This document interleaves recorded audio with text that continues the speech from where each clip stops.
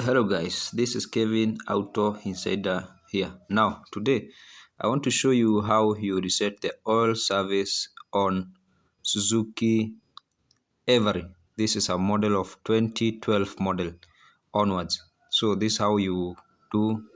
Let me zoom what you want to do. You see that light that is illuminated as oil, that with the spanner, that the light that will be dealing with it now. Okay, so the first thing you need to do, you need to turn the ignition on and press the odometer button.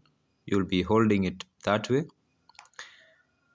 Okay, you now need to press back the ignition to off.